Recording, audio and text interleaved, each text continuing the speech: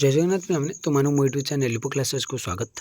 आज वीडियो रे पे देखिए कि ऑर्गेनिक फार्मिंग यूनिट 3 तो यहाँ आम ओडिया किसी सिलेक्टेड क्वेश्चन दूचे तो जोटा कि आम इंपोर्टाट रही है सेमिस्टर एग्जाम तो देखो पे 10टी आम 3 मार्क प्रश्न उत्तर देखा तो कौन कौन से इंपोर्टाट 10टी रही है मन रखा तो पे कही रखा चाहिए माने एटर जो 3 मार्क क्वेश्चन जाक मुझे तो सीटा आमर कौन 3 ରୁ 4 आमदी कही दियो 5 ରୁ 6 वाक्य कि से केते वार्ड कही दियो से आमर 100 ରୁ 150 वार्ड भीतर लिखा कही दियो किंतु मुझे जो देती तो किसी माने कम अच्छी तो तुम से निज मन किसी भी आइडिया कर लिखिपार। तो देखो पे प्रथम क्वेश्चन कौन आसला ना जैविक कृषि कीट नियंत्रण बायोलॉजिकल मेथड कौन तो जो जैविक कृषि आम जो कीट नियंत्रण करवा कौन जो पेस्टिसाइड को आम केमती कंट्रोल वीट की केमती पेस्ट कंट्रोल केमती कर बायोलॉजिकल मेथड रे तो कौन रही देखो मेथड बायोलॉजिकल मेथड हूँ कीट रोग को प्राकृतिक जीव माध्यम नियंत्रण करने प्रक्रिया। तो प्राकृतिक जीव को व्यवहार करी आम केमती रोग कीट को नियंत्रण करवा से प्रक्रिया को आम कह बायोलॉजिकल मेथड मीनस पे कौन ना अन्य कीट गुड़ आम कौन फसल छाड़ीद फल गोटे उपकारी कीट को आनी आम फसल छाड़ीदे तो से कौन करेंगे ना अन्य कीट जी आम फसल को नष्ट हो कौन करेंगे नष्ट करदे जमती पे देख आम कौन करुचे ना आम घर कौन मूषा रोचे तो समस्त घर प्राय मूषा रोथे तो मूषा को मारे आम कौन रखुचे बिले तो सेमती तो सेटा कौन बिले मला ता सहित कौन सरी मूषा मला ता सहित कौन आमर लाभ है गोटे बिलेट रहा गोटे पशुटा जार जार भल लगे जाओ बिले रखा तो सेमती गोटे ना जदि आम अन्न पोक जगह रखा तो आमर कौन उपकार हम ना से अन्न कीट गुड़ को मारी दिए जहाँफल आम फसल बहुत लाभ होता है। यही मेथड प्रेडेटर पैरासाइटिक जीव बैक्टेरिया और फंगस बेले सूक्ष्म जीव व्यवहार करे तो कौन करना जमी प्रेडेटर पैरासाइटिक जीव बैक्टेरिया फंगस यगुड़ ये व्यवहार कर पद्धति परिवेश सुस्थ रखा सहित जैविक रूपे कीट नियंत्रण होता है। यहाँ कौन परिवेशर स्वास्थ्य रक्षा करें ता सहित से कौन जैविक रूपे से गोटे कीट नियंत्रण करें। ये रासायनिक कीटनाशक माने परिवेश और मानव स्वास्थ्य क्षतिकार होबार भय ना तो रासायनिक कीटनाशक माने परिवेश मानव स्वास्थ्य क्षतिकार होबार भय रही ना माने जमती आमर कौन रासायनिक कीटनाशक भली माने कौन परिवेश और मानव स्वास्थ्य माने क्षतिकार होबार भय ना याद्वारा फसल दीर्घकाल सुस्थ रहे और उत्पादन वृद्धि पाऊे। तो ये पे कौन दी प्रकार हवा कथा दुईटा वाक्य कथा तो गोटे वाक्य लिखी दीजिए माने रासायनिक कीटनाशक भली ये कौन ना परिवेश और मानव स्वास्थ्य क्षतिकारक होबार भय ना जमती मैंने कौन रासायनिक कीटनाशक माने कौन ना परिवेश नष्ट करते मानव स्वास्थ्य से क्षतिकारक होता है किंतु आमर ऑर्गेनिक फार्मिंग बा जोटा आम कह जैविक चाष जो प्राकृतिक कीट रही प्राकृतिक जो मेथड गुड़ रही से गुड़ आम कौन फसल कि सरी फसल कि क्षति हे ना सहित माटीर स्वस्थता रक्षा हो पार। तो आसला पे कौन नीम तेल और निर्बीज केनेल उपयोग केमी हुए तो नीम तेल एक प्राकृतिक कीटनाशक भाव में व्यवहृत हुए और जहाँ कीटकर प्रजनन को बंद कर मृत्यु दे था।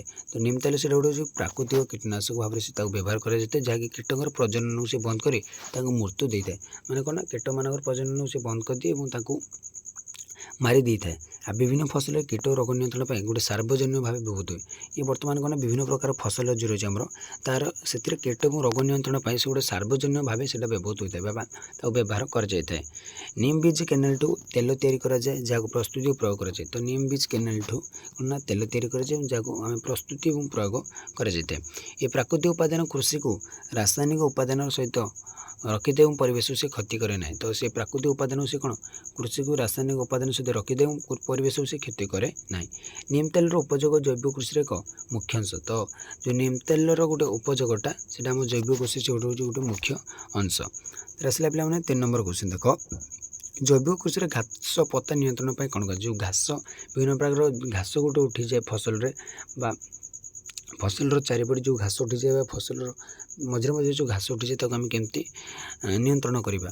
तो तार उत्तर देख पे घास पत्ता नियंत्रण जैविक कृषि हाथ में खेला और काटिया पद्धति भी होता है माने हाथ ही से गुड़ आम कर तथा जैविक मालच व्यवहार कर मृत्तिकार आर्द्रता रक्षा कराए और घास पत्ता अवरोध कराए। तो गोटे जैविक गोटे मालच व्यवहार कराए जहाँफल आम कौन करना पे मृत्तिकार आर्द्रता उर्वरता रक्षा कर सहित घास पत्ता जो बढ़ुची तार अवरोध आम कर फसल चक्र पालन कर मृत्तिकार रोग कीटर संख्या कमाए जिते आम फसल चक्र पालन कर फसल चक्र कौन ना आज गोटे फसल करुचे काली आ गोटे फसल तापर दिन आ गोटे फसल एमती करने बुले एमती माने गोल भाव जो बुलूची आम कह फसल चक्र।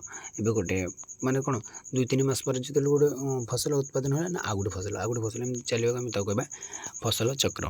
तो ये समस्त पद्धति परिवेश मित्र दीर्घकालीन फसल सुस्थता उपयोगकारी।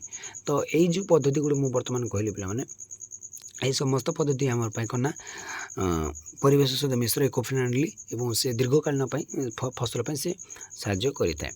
तो देखो पे बायोपेस्ट कौन यार कार्य कौन बायोपेस्ट कौन यार कार्य कौन देखा। तो देखो पे बायोपेस्ट हूँ प्राकृतिक कीटनाशक जहाँ सूक्ष्मजीव बैक्टेरिया और फंगस पैरासाइटिक प्राणी द्वारा तैयारी हुए। तो बायोपेस्ट मीन्स पे कौन माने पेस्ट मीन्स पे कौन कीटनाशक। तो पेस्टिसाइड्स मीन्स कीटनाशक पेस्ट मीन्स पे कौन कीट। तो जो बायोपेस्ट माने कौन जैविक कीट जहाँ आम कहूँ तो से गोटे प्राकृतिक कीटनाशक भाई कार्य करे सूक्ष्मजीव बैक्टेरिया और फंगस पैरासाइटिक प्राणी द्वारा से तैयारी होता है। ये बायोपेस्ट कीटंकर प्रजनन क्षमता ह्रास करता है कि से मारने को बाध्य कर जमी कहली पे गोटे युड़ी हूँ पे कौन ना भल कीट मैंने होती उपकारी कीट है मैंने होती उपकारी कीट जी फसल को जी नष्ट कर उपकारी कीट से मैंने कौन करते आक्रमण कर मारी दिखती और प्रजनन क्षमता रोकी दिखती। यह परिवेश मित्र और जैविक कृषि एक मुख्य उपाय। तो यहाँ गोटे जैविक कृषि गोटे मुख्य उपाय बायोपेस्ट। तो रासायनिक कीटनाशक मान तुलन सुरक्षित और प्रभावशाली हुए।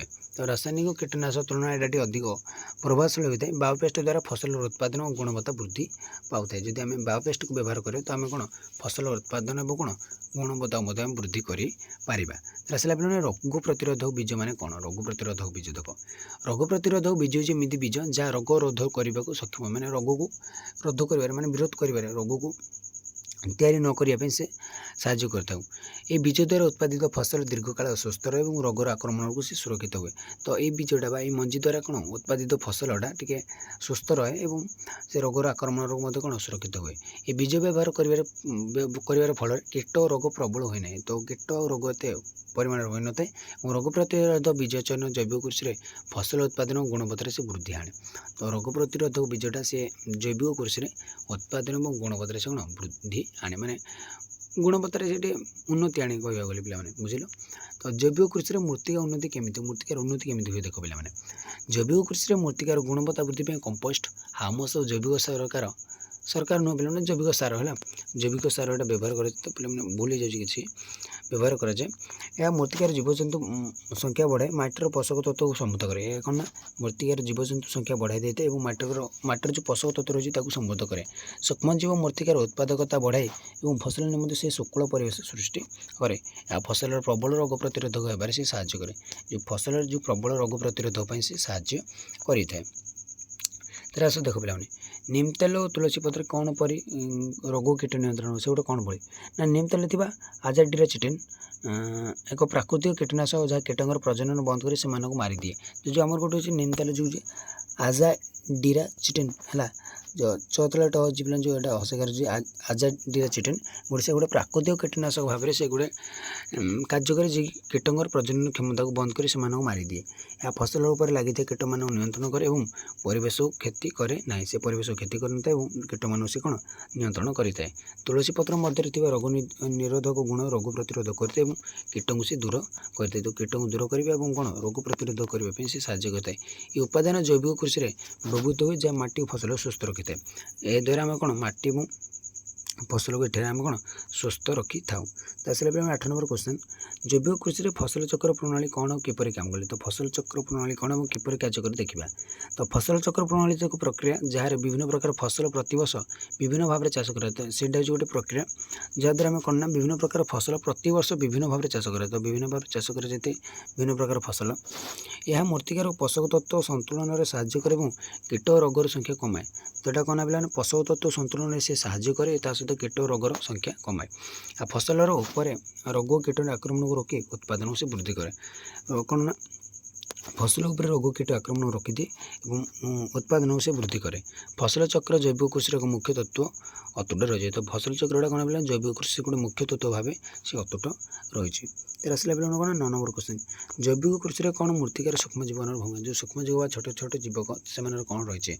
मूर्तिकार सूक्ष्म जीवक मान मूर्तिकार पोषक तत्व गुड़ उपलब्ध करे समृद्ध कर मृत्तिकार जैविक उत्पादकता बढ़े फसल पर उत्पादक माटी सृष्टि करते से कौन मृत्तिकार जैविक उत्पादकता बढ़े माटीर उत्पादक माटी से सृष्टि करती सूक्ष्मजीव फसल मध्य रोग प्रतिरोध करता जहाँ जैविक कृषि अत्यंत आवश्यक जोटा कि जैविक कृषि आमको अत्यंत दरकार निहाती आवश्यक जिनस मृत्तिकार आर्द्रता और रासायनिक समतुलन रक्षा करे मृत्तिकार जो आर्द्रता रही रासायनिक समतुलन रही रक्षा करें तेर आसला पे देख जैविक कृषि परिवेश सहित केमती सम्मिलित होता है तो जैविक कृषि परिवेश सहित एक सामंजस्यपूर्ण प्रक्रिया जहाँ परिवेश को से क्षति कर न थाए ये पद्धति रासायनिक व्यवहार कम और प्राकृतिक उपादान व्यवहार हुए तो रासायनिक व्यवहार कम हो जाए प्राकृतिक उपादान बेस व्यवहार कर जल माटी और वायुर गुणवत्ता सुरक्षित रखे सहित कौन पे प्राकृतिक संसाधन को से रक्षा करते प्राकृतिक उपर से बेसी गुरुत्व देता है या मानव और पशुपक्षी जीवन पर से शुभ प्रभाव रखे माने किसी प्रभाव पकाई न थाए